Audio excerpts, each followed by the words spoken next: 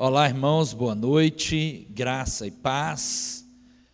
Que alegria receber os irmãos online nesta noite para o estudo da palavra do Senhor. Estamos estudando a carta aos Hebreus.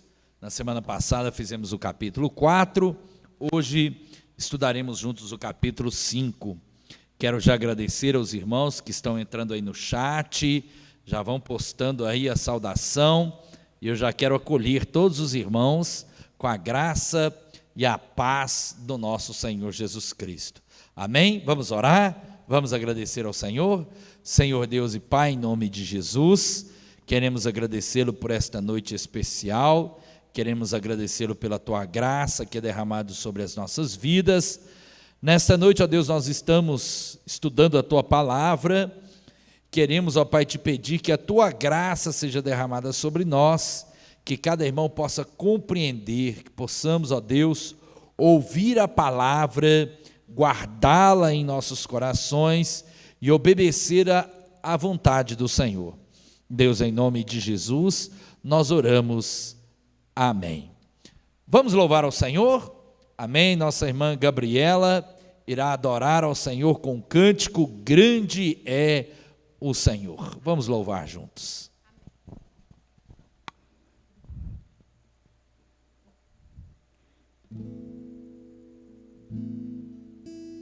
Grande é o Senhor e muito digno de louvor. Na cidade do nosso Deus, seu santo monte, alegria de toda a terra.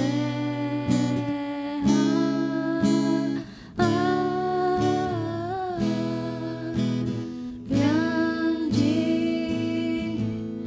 é o Senhor em quem nós temos a vitória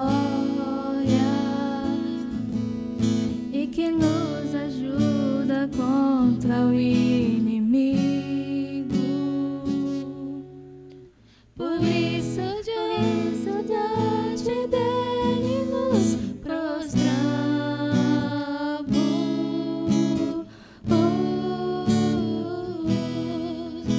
Queremos o teu nome engrandecer e agradecer-te por tudo em nossas vidas. Confiamos em teu infinito amor,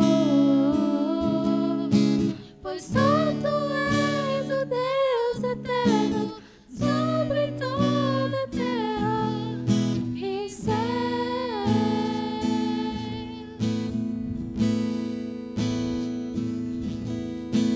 Queremos o teu nome engrandecer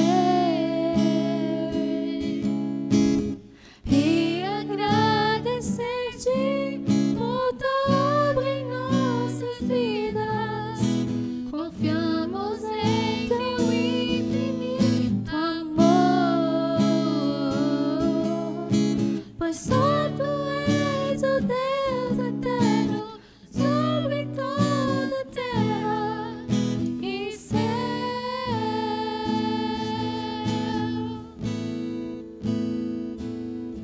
E céu.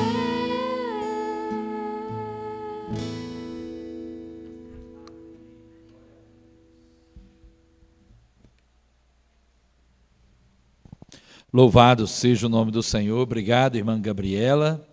Que a graça do Senhor continue sendo derramada, a graça do Senhor derramada sobre a sua vida, no nome de Jesus, tá bom, minha filha?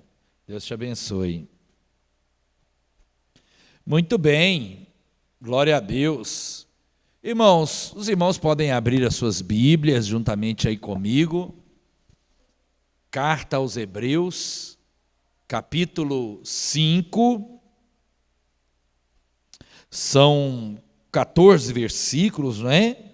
Hoje será um estudo um pouco mais rápido, eu creio, por ser um texto mais breve. São apenas 14 versículos. Glória a Deus. Muito bem.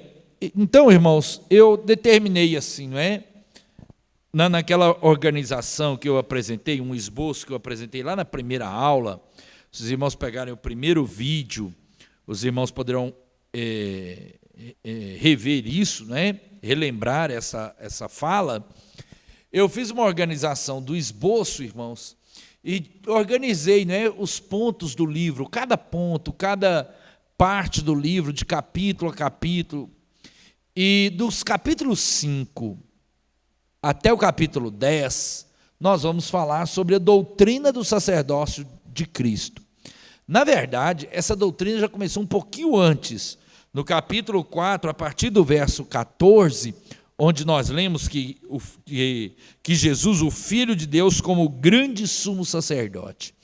Então, no capítulo 4, no verso 14, até o capítulo 10, nós temos a exposição, né, a argumentação do autor da carta, demonstrando, apresentando aos seus leitores originais e agora a nós, essa doutrina, né, sobre o sacerdócio de Cristo.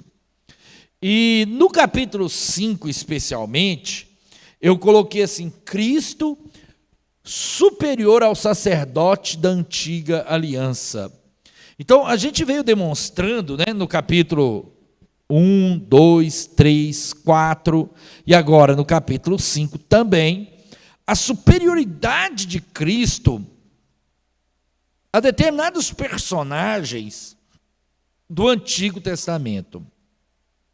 Vejam bem, irmãos, em nenhum momento o autor da carta aos Hebreus menospreza esses personagens, despreza essas personagens, diz que estas personagens não têm valor, de maneira nenhuma. Nós vamos estudar mais à frente, no capítulo 11, aqui da carta aos Hebreus, que nós chamamos de a galeria dos heróis da fé, como a vida destas personagens é vista com muita honra, não é? O mundo não era digno dessas pessoas. Mas, ao mesmo tempo em que vai mostrar a dignidade destas pessoas, o texto demonstra, a argumentação passa pela demonstração de que Jesus Cristo é superior a todos eles. Então, Jesus Cristo é superior aos anjos, nós já demonstramos isso, porque ele é superior aos anjos. Superior a Moisés, nós já demonstramos isso, o autor da carta já comprovou isso com uma argumentação sólida. Superior a Josué, pois que ele ofereceu um descanso, concedeu um descanso superior e eterno. E hoje vamos demonstrar, né, que Jesus Cristo é um sacerdote superior ao sacerdócio da antiga aliança. Ou seja, Jesus é superior ao sacerdócio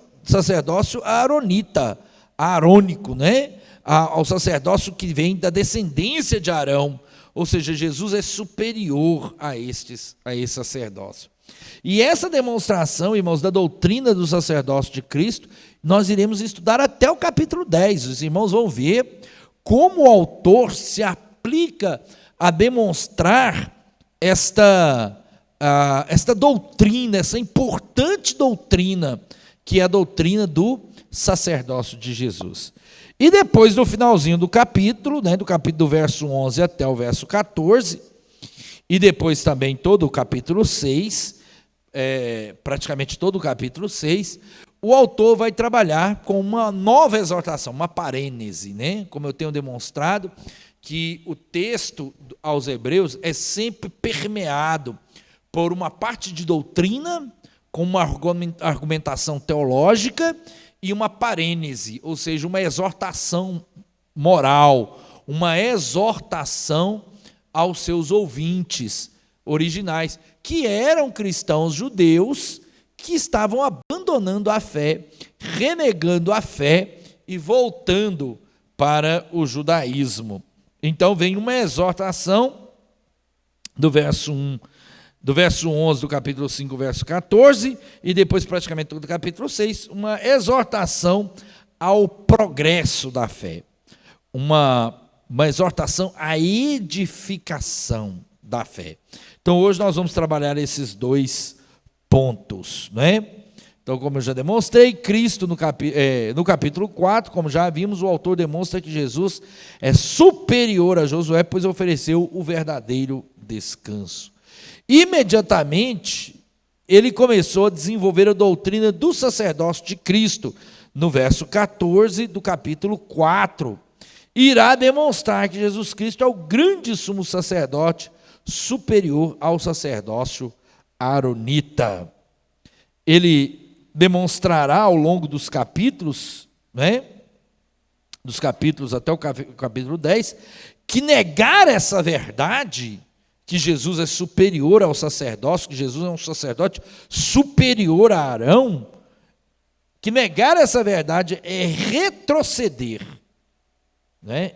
É retroceder, e é uma queda irreparável. É uma queda irreparável. Nós vamos ver isso a partir do capítulo 6, já na semana que vem. Tá bem, irmãos? Então vamos lá, vamos começar desenvolvendo a argumentação, que nós já vimos no capítulo 4, verso 14 até o verso 16, e que ele dará continuidade à argumentação para demonstrar que Jesus Cristo é sacerdote, e é um sacerdote superior. Então, o objetivo dessa sessão, o objetivo desse capítulo 5, é demonstrar que Jesus, pela humilhação a que se submeteu, foi constituído sumo sacerdote, e que pelo fato de ter exercido os ofícios de sacerdote e vítima, porque Jesus foi as duas coisas, ele foi sacerdote e foi vítima, tornou-se perfeito autor da salvação. Esse é um argumento muito importante, irmãos. É o argumento que vai trabalhar a questão de que Jesus foi obediente. Essa é uma doutrina que nós chamamos de paulina. Os irmãos vão ver que o capítulo 5 há muita coisa parecida com Paulo, né?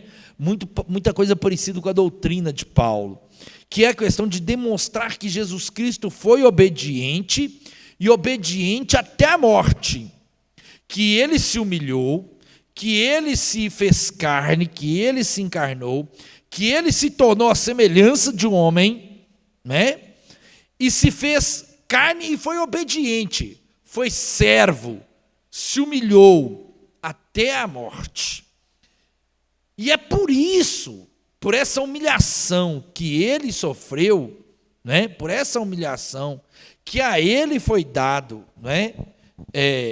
Que ele foi exaltado por causa da humilhação e da morte.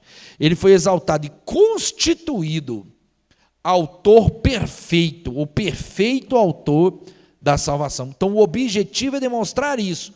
Jesus foi escolhido por Deus e, na sua humilhação, foi constituído esse perfeito autor da salvação.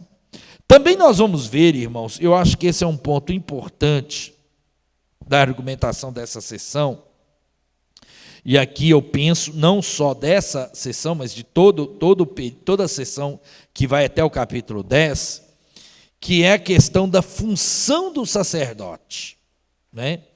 No Antigo Testamento, irmãos, o sacerdote, o ofício do sacerdote, comporta 3 aspectos principais. É importante que a gente tenha esses 3 aspectos principais do ofício sacerdotal no Antigo Testamento. O primeiro aspecto, irmãos, é que o sacerdote é o homem da casa de Deus. É o homem admitido a entrar na presença de Deus. Ou seja, só o sumo sacerdote podia entrar no Santo dos Santos. Só o sacerdote podia oferecer o sacrifício. Só o sacerdote, somente o sacerdote, poderia entrar na presença de Deus e ser o mediador entre os homens e Deus.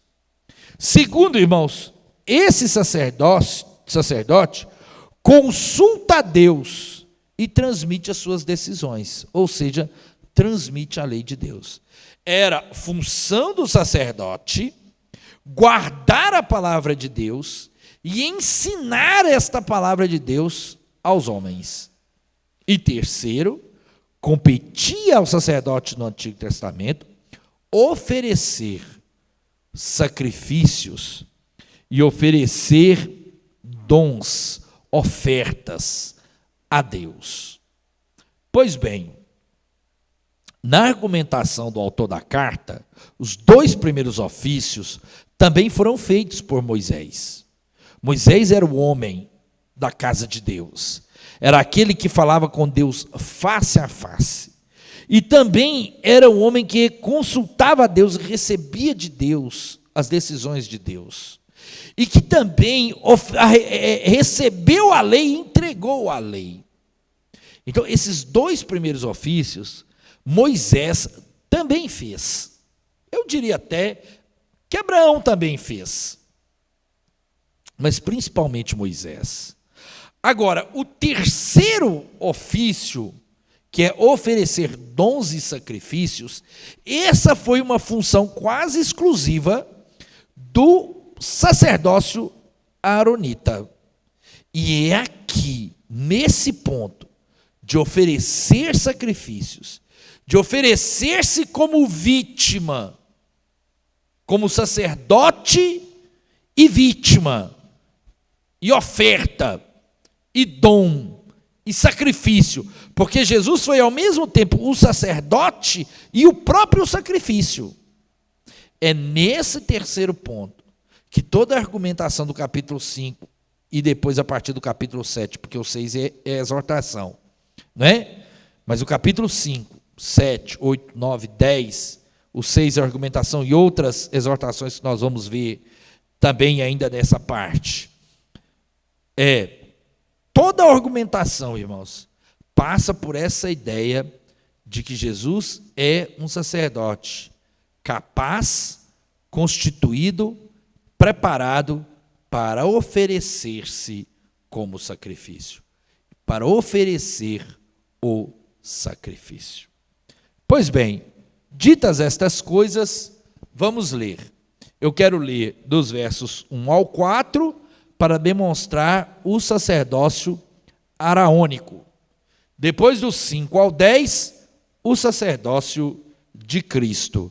E depois do 11 ao 14, a exortação ao crescimento, não é? Ao progresso da fé. Vejamos então, dos versos 1 ao 4, acompanhem-me. Cada sumo sacerdote, sendo escolhido dentre os homens,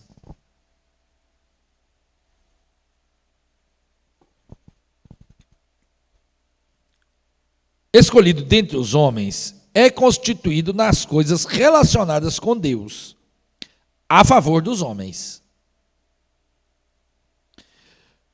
para oferecer dons e sacrifícios pelos pecados. Ele, o sacerdote, é capaz de compadecer-se dos ignorantes e dos que se desviam do caminho, pois também ele mesmo está rodeado de fraquezas. Por essa razão, deve oferecer sacrifícios pelos pecados, tanto do povo como de si mesmo. E ninguém toma essa honra para si mesmo, a não ser quando chamado por Deus, assim como aconteceu com Arão. Então aqui nós temos uma descrição, irmãos, de como era o sacerdócio do Antigo Testamento, como era o sacerdócio da Antiga Aliança, como funcionava o sacerdócio arônico. Vejamos, então o sacerdote era escolhido dentre os homens, não é? Dentro dos homens ali era escolhido, cada sumo sacerdote escolhido dentre os homens, da família de Arão. Por isso o sacerdote era aronita, né? Arão era da tribo de Levi, e da tribo de Arão, da família de Arão, sairiam os sacerdotes. Eles eram escolhidos em prol dos homens, diante de Deus. Então, nas coisas relacionadas com Deus, as coisas relacionadas com Deus, a favor dos homens. Então, os sacerdotes mediavam, mas a favor dos homens. Oferecia sacrifícios pelos pecados, representando os homens. Então ele diz aqui, não é? Então, uma vez que eles faziam as coisas relacionadas a Deus, eles estavam a favor dos homens para oferecer sacrifícios e dons pelos pecados, ele é capaz de se compadecer dos ignorantes. Que ignorantes? Aqueles que pecavam por ignorância. A gente tem uma impressão, irmãos, que o pecado deliberado no Antigo Testamento não era um pecado sujeito ao perdão. Entende? Então, quando a pessoa pecava, consciente do pecado, voluntário do pecado, este pecado não tinha perdão. Ou, entre aspas, né, era uma queda irreparável, uma vez que foi um pecado deliberado. Então, o sacerdote intercedia por aqueles que pecavam na ignorância, que se desviavam do caminho. Então, ele era capaz de se compadecer, porque sabia que o povo pecava por falta de conhecimento, pecava por ignorância, como atesta o texto. Muito bem, uma vez que ele fazia isso pelo pecado, ele era movido de compaixão, compadecer-se pelos outros. Oferecia também ofertas pelos seus próprios pecados, ou seja, o sumo sacerdote era um pecador, era um homem, perfeito homem, pecador, não é? Perfeitamente homem, não um homem perfeito que não tem erro, mas perfeitamente homem assim, um homem pecador, diferente de Cristo, porque no verso 15 do capítulo 4 diz, não é? Que ele foi tentado, Jesus foi tentado à nossa semelhança em todas as coisas, mas Cristo não pecou. Então, o sacerdote aaronita oferecia sacrifício pelos homens e oferecia sacrifício por si mesmo. E era um homem vocacionado. O que quer dizer isso? Ele era um homem chamado por Deus. Ninguém se fazia sacerdote. Ninguém se proclamava sacerdote. Antes, ele era sacerdote, escolhido por Deus, vocacionado por Deus. Essa é a descrição que o autor apresenta, e isso é comprovado nos textos do Antigo Testamento. É assim que o autor apresenta o sacerdócio, em linhas gerais, o sacerdócio do Antigo Testamento. Mas a partir do verso 5, irmãos, o autor vai comparar Jesus com esse sacerdócio e vai demonstrar a superioridade de Jesus. Ele diz assim, verso 5: assim também Cristo não glorificou a si mesmo para se tornar sumo sacerdote, mas quem o glorificou foi aquele que lhe disse: você é meu filho, hoje eu gerei você. E em outro lugar também diz: você é sacerdote para sempre, segundo a ordem de Melquisedeque. Ele, Jesus, nos dias da sua carne, ou seja, na encarnação, né, no período da encarnação, tendo oferecido com forte clamor e lágrimas, orações e súplicas, a quem o podia livrar da morte, foi ouvido por causa da sua reverência. Embora fosse filho, aprendeu a obediência pelas coisas que sofreu. E, tendo sido aperfeiçoado, tornou-se o autor da salvação eterna para todos os que lhe obedecem. E Deus o nomeou sumo sacerdote, segundo a ordem de Melquisedeque. Então vejam, irmãos, Jesus, foi chamado pelo Pai,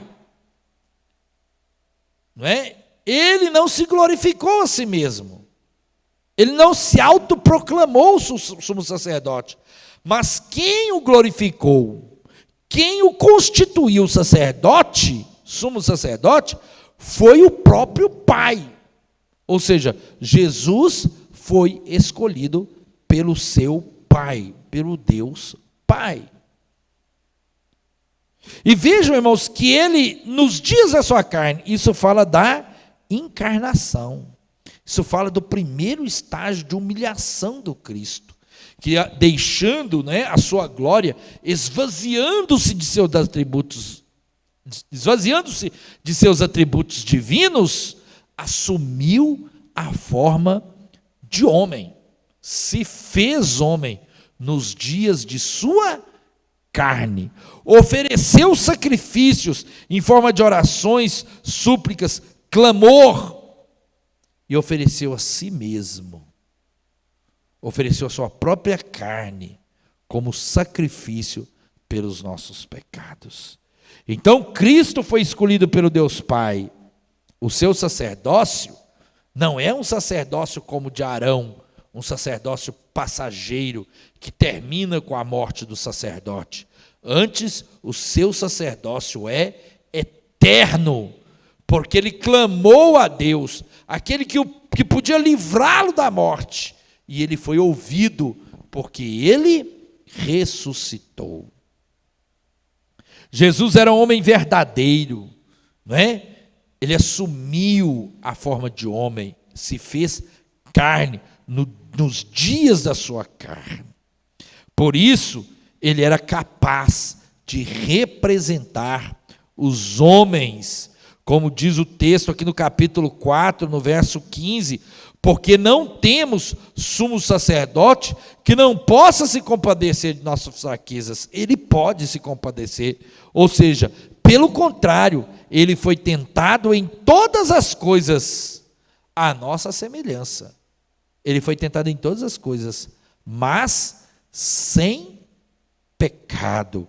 Ele era homem e por isso é capaz de representar todos os homens, uma vez que, como está no verso 1, o sacerdote era escolhido dentre os homens. Então Jesus não podia ser escolhido dito assim, de um nível superior, não é? Como se ele fosse escolhido entre os anjos. Não, ele foi escolhido dentre os homens, porque ele era homem. E uma vez homem, passando pelas nossas fraquezas, a nossa semelhança tentado em todas as coisas, sem pecado, ele poderia nos representar plenamente. Essa é uma doutrina, irmãos, muito parecida com aquela doutrina do apóstolo Paulo, do segundo Adão, não é? Do segundo Adão. No primeiro Adão veio o pecado e a morte. No segundo Adão, a obediência e a vida. Jesus, o segundo Adão. Obviamente, irmãos, que aqui Jesus não é apresentado como o segundo Adão, mas é apresentado como homem.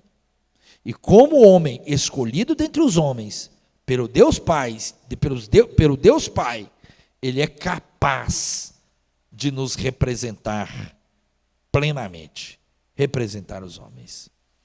Foi também a vítima, ou seja, ele foi o próprio sacrifício, ele foi o sacerdote e foi a vítima, foi o sacrifício. Ele se ofereceu, ele deu a sua vida por nós. Esse ensinamento é muito bonito, irmãos, esse ensinamento é muito profundo. Jesus, diferente dos demais sacerdotes, Jesus venceu a morte, foi substituto perfeito, né? Por isso, não se requer mais sacrifícios pelo pecado. Jesus nos substituiu. No Antigo Testamento, o nosso substituto era o cordeiro sacrificial, o cordeiro da expiação. Jesus foi esse substituto perfeito, e por isso não se requer mais sacrifícios para o pecado. Nós não oferecemos. E ele então vem com essa doutrina, não é? No verso 10, e Deus o nomeou sumo sacerdote, segundo a ordem de Melquisedeque.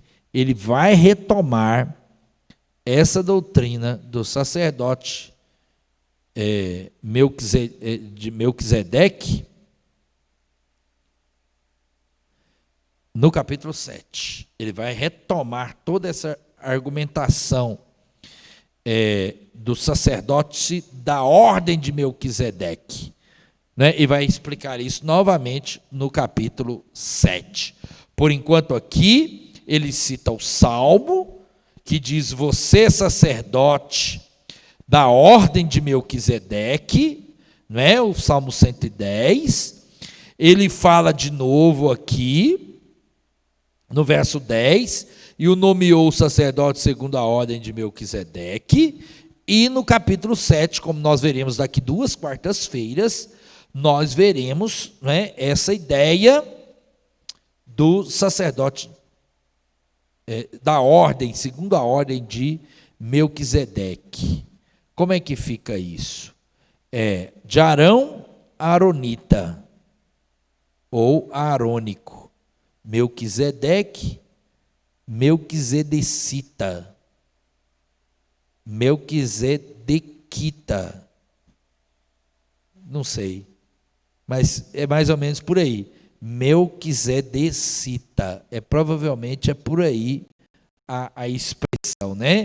É um sacerdócio segundo a ordem de Melquisedeque. Tá bem, irmãos? Na terceira sessão desse capítulo, que é a sessão do capítulo dos versos 11 ao 14, nós vamos ver uma exortação ao progresso na fé, um apelo à maturidade, um apelo à maturidade. Então, como nós vimos aqui, não é? Ele vai interromper a argumentação, porque ele vem falando do sacerdócio de Jesus, ele vai dar uma pausa nessa argumentação no capítulo 6, no capítulo 5, do verso 11 ao 14, e depois no capítulo 6, para fazer uma parênese, né? Ele vai interromper a doutrina, a argumentação doutrinária, a argumentação teológica, para fazer uma exortação ao progresso na fé, um apelo à maturidade. Então ele encerra no verso 10 com a ideia do Melquisedeque, e ele vai retomar esse assunto, essa explicação do sacerdócio de Melquisedeque no capítulo 7. Tá bem, irmãos? Então vamos lá, versos 11 ao 14, um apelo à maturidade. Veja, que os irmãos vão ver também que tem uma coisa de Paulo nisso aqui, né? Porque Paulo, escrevendo aos Coríntios,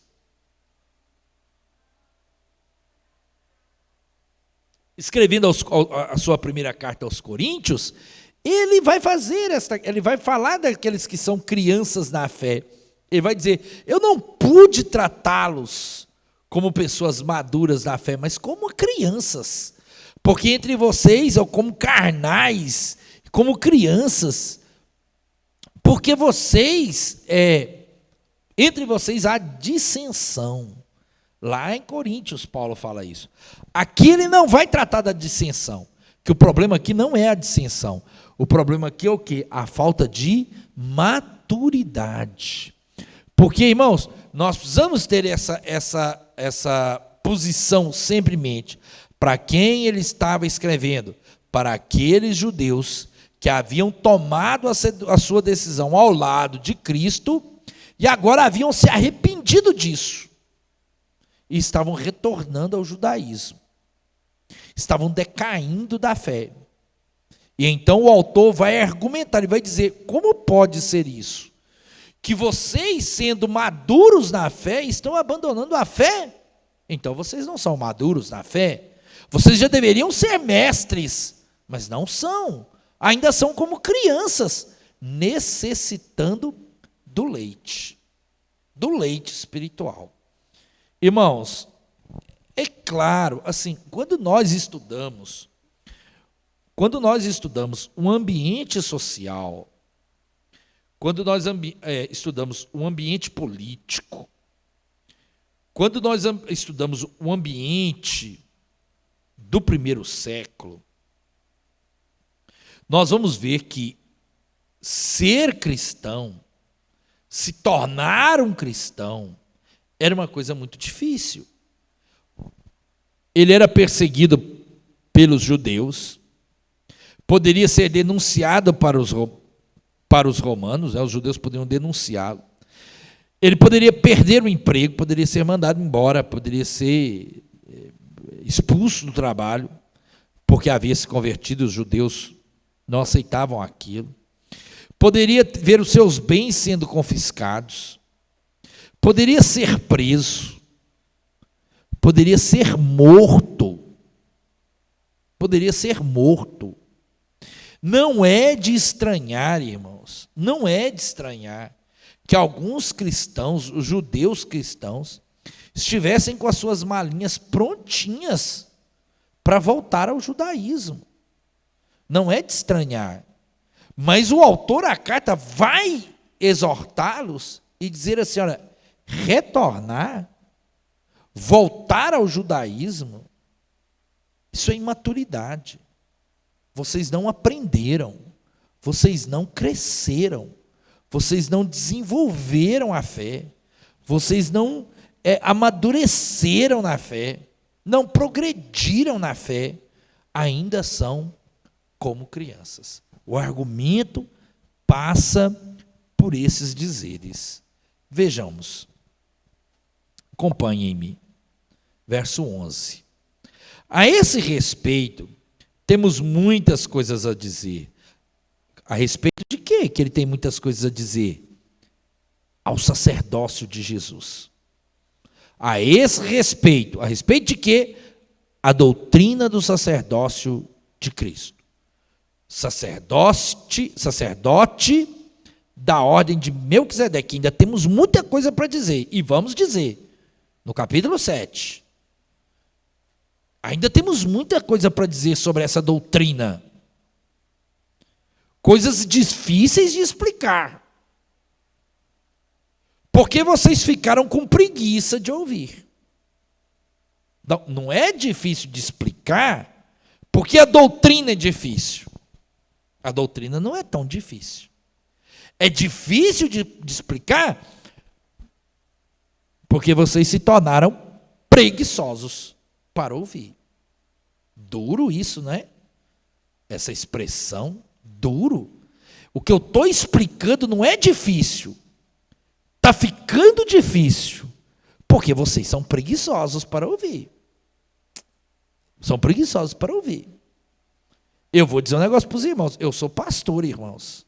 Eu milito como pastor há 21 anos. E antes desses 21 anos como pastor, eu já militava como professor na escola dominical, como conselheiro de adolescentes, como líder de jovens. Então, eu milito na liderança da igreja há pelo menos uns 30 anos.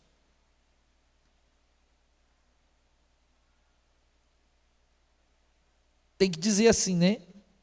Há uns 30 anos eu estou dizendo para os irmãos. E a gente às vezes não quer dizer essa coisa, mas a gente precisa dizer assim como o autor. Tem gente preguiçoso para ouvir.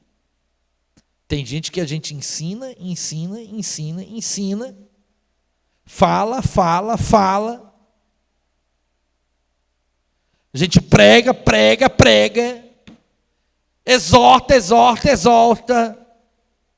Tem gente que a gente diz. Esse caminho é errado. Para ficar parecendo eco. Esse caminho é errado. E tem gente que segue. Muitas vezes, irmãos, a gente diz, irmão, esse não é o caminho.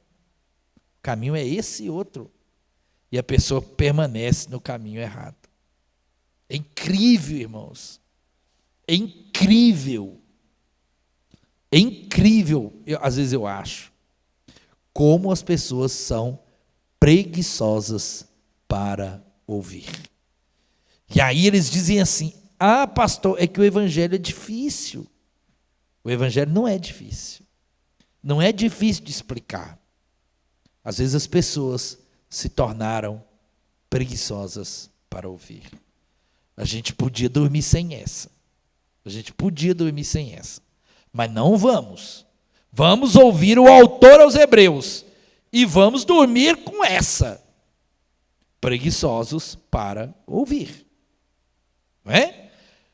Lá no capítulo 3, irmãos, ele já tinha dito para nós. Ele já havia nos dito.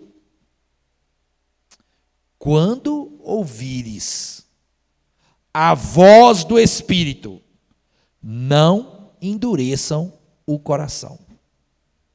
Quando ouvires a voz do Espírito, não endureçam o coração.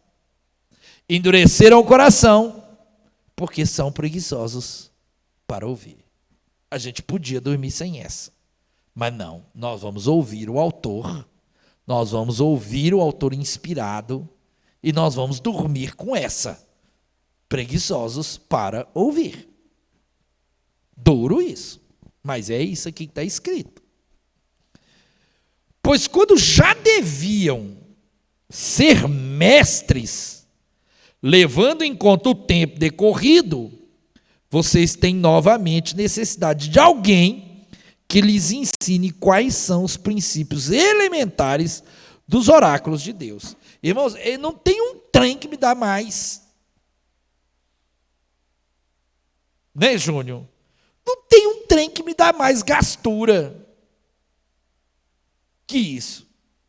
Quando o cara vem para mim, o irmão ou a irmã, porque mulher também tem isso, 20 anos de evangelho, e chega para mim, pastor, porque o senhor sabe, eu sou assim, ainda inexperiente. Pastor, olha, irmã, depois de 20 anos, você devia ser a mestre. Depois de a pessoa que chega para mim, depois de 10 anos na fé, pastor, porque eu sou novo convertido. Novo convertido com 10 anos? Vai se converter de novo, aí. Vai se converter de novo. Converter de 10 anos? Não pode. Com esse tempo decorrido, você já devia ser mestre. Já devia ter aprendido. Por que não aprendeu?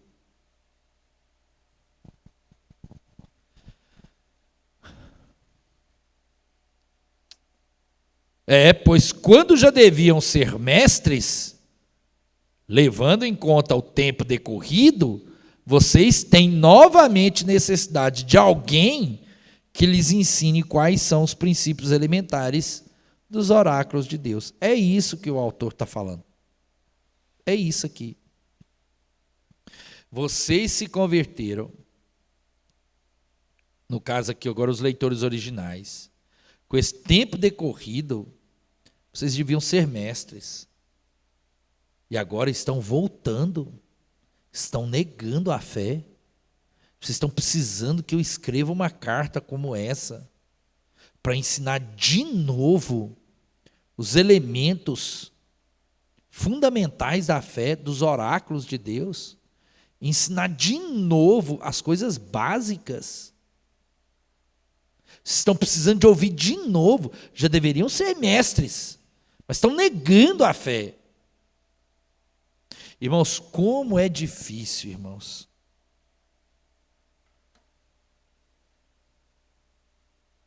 Como é difícil. Quando você vai conversar, quando eu no caso, me sinto, como eu sinto dificuldade. Quando eu vou conversar com uma pessoa que já teve tantas experiências com Deus E agora ela está negando a fé. E eu preciso de novo falar dos elementos básicos da fé com ela. E ela deveria ser mestre. E ainda está claudicante. É muito difícil, irmãos. Mas, pastor, então por que o senhor faz isso? Porque é nossa função pastoral. Está aqui, ó. Está aqui. Se compadecer. Se compadecer.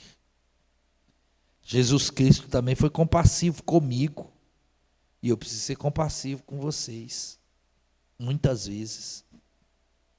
Eu sou compassivo, mas como o autor da carta, não deixando de exortar, de fazer essa exortação moral, de apresentar essa exortação.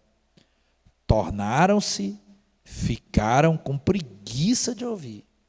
Já deveriam ser mestres, levando em conta o tempo decorrido, e ainda se comportam como neófitos, como crianças. Verso 13.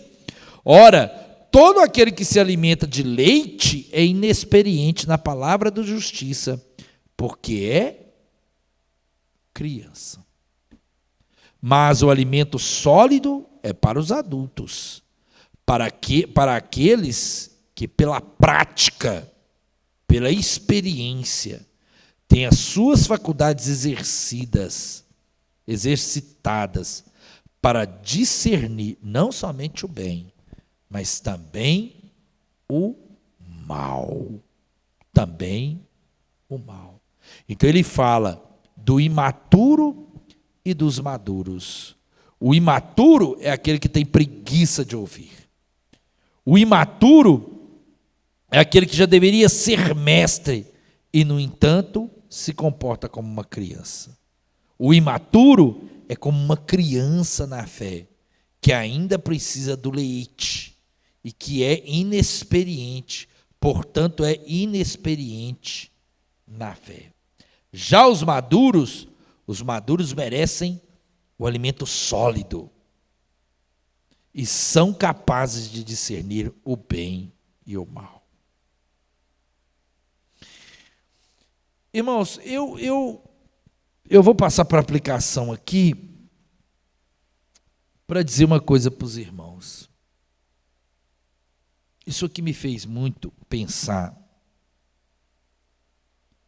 Me fez pensar, refletir. Muito sobre o comportamento evangélico, sabe? Um estudo bíblico, foi assim que eu meditei.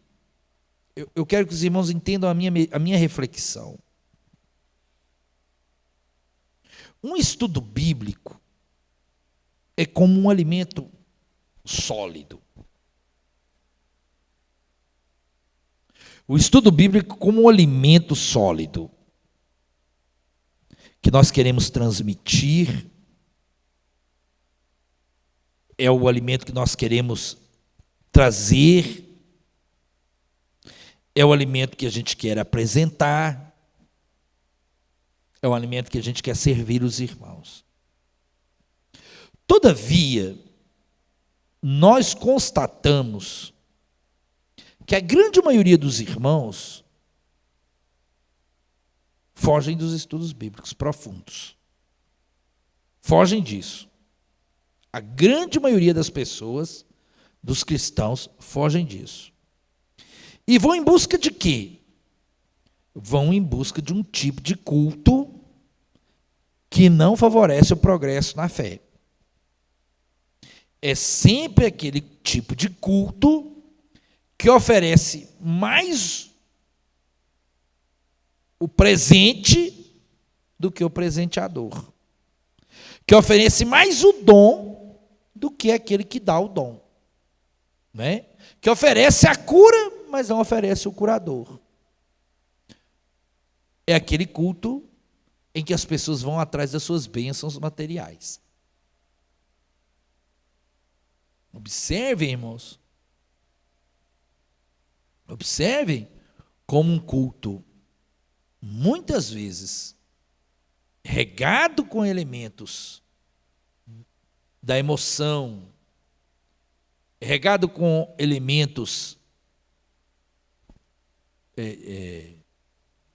de ofertas, como esses cultos muitas vezes são concorridos, né?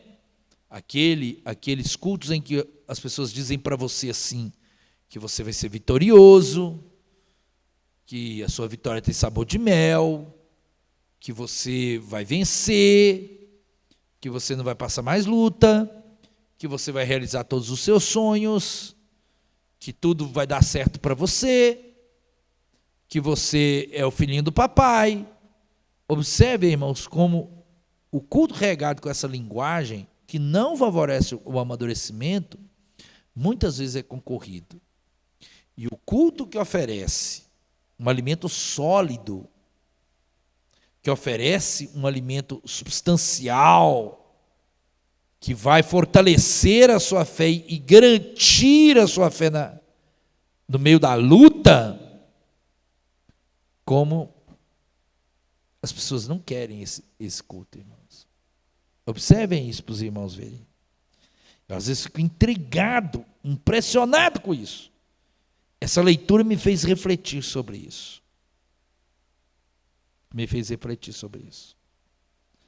Eu, todavia, tomei uma decisão, há muitos anos atrás, que eu ia perseverar em oferecer uma alimentação sólida. Independentemente, irmãos, se muitos viriam buscar essa alimentação, ou se poucos. Pensem nisso. Algumas coisas na fé, irmãos, acontecem de forma definitiva. Elas não têm que ficar se repetindo. Por exemplo, a regeneração, que é o novo nascimento. A gente só tem uma experiência de regeneração. E é um ato de Deus. A filiação, ou seja, nós somos feitos filhos de Deus, adotados como filhos de Deus. E isso só acontece uma vez na fé, irmãos. A gente não precisa estar ouvindo de Deus todo dia. Ai, meu filho, eu te adotei hoje, te adotei hoje, te adotei. Não, ele adotou. Você é filho e ponto. Não precisa ficar repetindo isso na fé. A justificação.